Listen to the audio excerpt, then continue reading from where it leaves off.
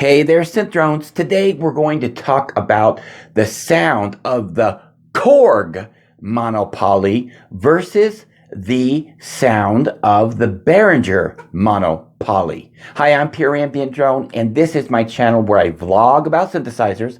Hit the subscribe button, tap the bell, keep up with all of my synth adventures by doing that. And pureambientdrone.com is the place to be to connect with me. So if you ever get lonely and you're just missing me, go on over to pureambientdrone.com and let's connect. Okay, so I don't have either of these synthesizers. But I used to have the Korg MonoPoly.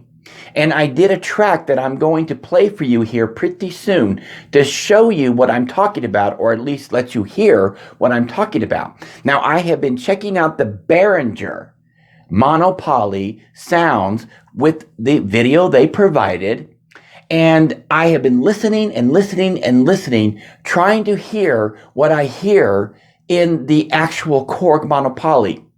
And if Korg isn't done working on if Behringer isn't done working on their MonoPoly yet, maybe it's not completely finished, they should be paying attention to this video, because I'm paying attention to this, and anyone who has ever used a Korg MonoPoly is going to insist on this, and that is the number one thing about this synthesizer is its attack envelope.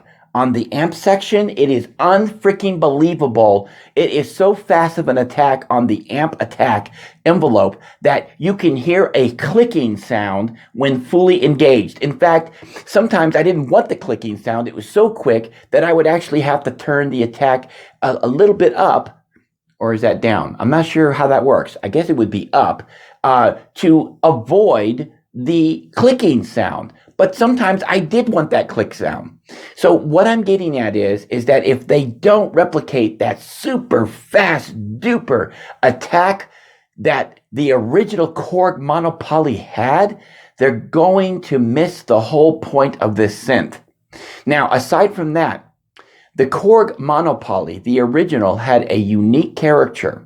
So they're going to have to bring back everything that made this synth sound as good as it did, character-wise. So I don't have either one, but I have a track that I specifically did with the Korg MonoPoly.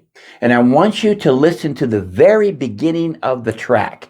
And I want you to hear the character, because the attack envelope is so fast on this synthesizer, and the character of this synth is so unique, you can't mistake it for just about anything else. There's a reason why this synthesizer is used by the crew who does the Stranger Things soundtracks.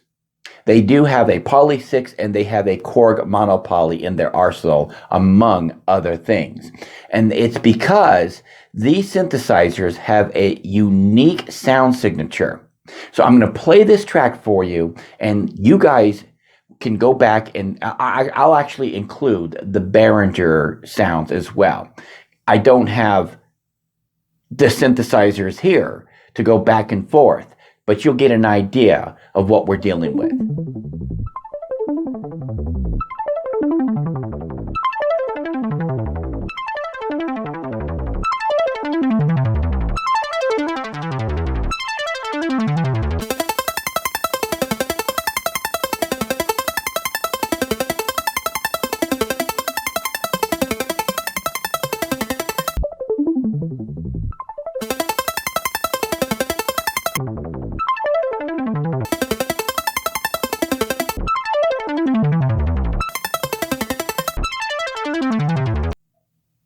Okay, so now you had a chance to hear both of these synthesizers side by side.